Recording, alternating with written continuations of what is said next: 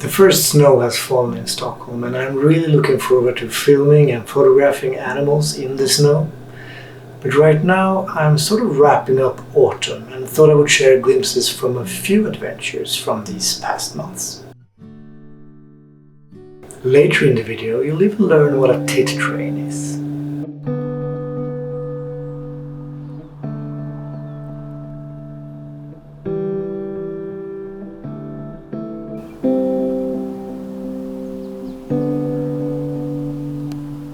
I don't know if it's me growing up watching an unhealthy amount of Gilmore Girls or simply the beauty of it all, but I really do love autumn.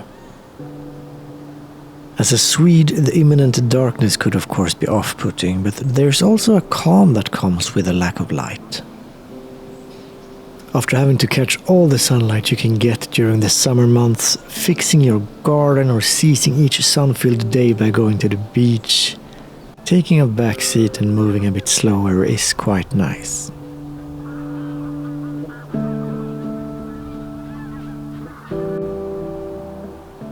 One such trip where I got to experience the beauty of autumn was this one.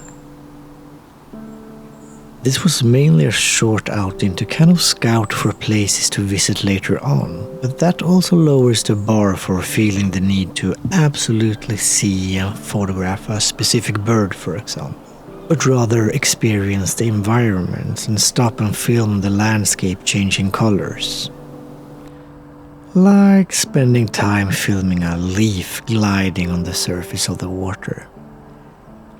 If that's not mindfulness, I don't know what is.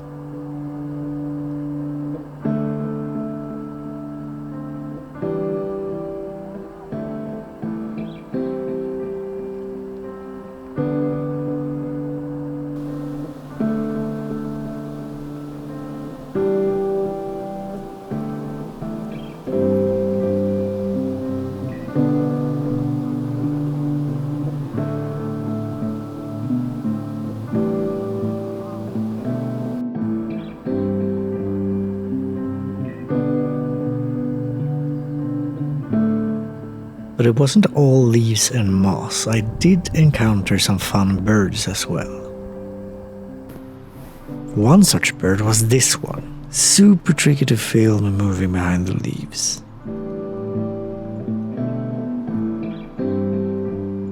I honestly couldn't identify this bird on the spot. The marsh tit and the willow tit look very much like each other. The marsh tit prefers moist, deciduous woodlands, which certainly points to this being a marsh tit. But the environment alone is not a sure thing. The best way to identify them is probably by sound, but I couldn't really hear a distinct sound in the short time I, and they for that matter, was there. Looking back at it, based on things like the small, well-defined throat patch, no strong contrast on the wing coverage and the slight warm tones, I reckon this is a marsh tit. But if you're a marsh and willow tit expert, feel free to correct me in the comments. This next adventure I actually recorded as part of a Halloween challenge from another YouTuber, Jordan of Bright Eyed Burden. I'll post a link to that video in the description. When you're out walking in wild-grown forests like this, you'll sometimes hear this eerie scream. If you don't know what it is, you might think it's a mammal, maybe even a human.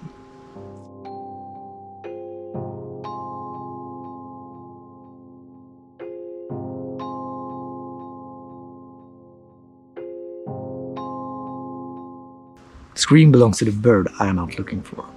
In Swedish they are called nötskrika, nut screamer, directly translated. In English they are simply called Eurasian jay or jay.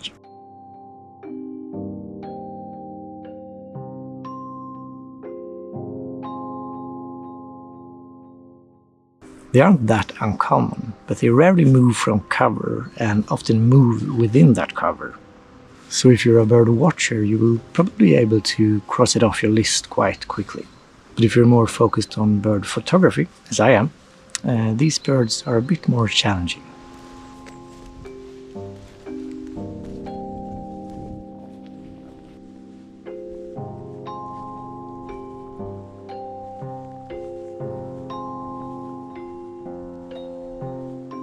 While not as big as the ravens, the Eurasian jay are the most striking member of the crow family when it comes to color, at least around here.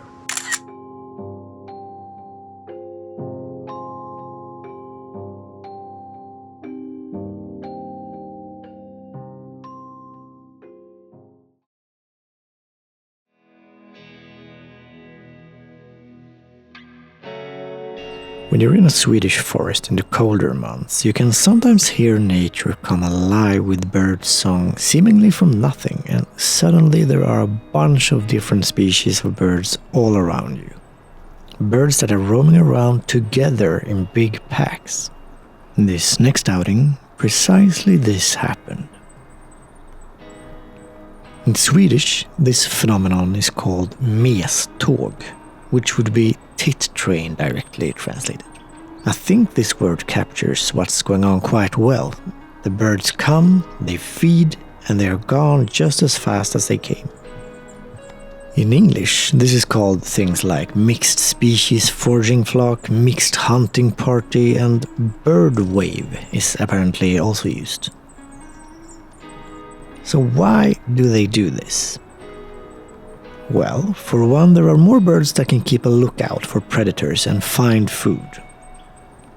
They do, however, need to be different enough from each other so there's food for everyone, but of course similar enough to find food in sort of the same places.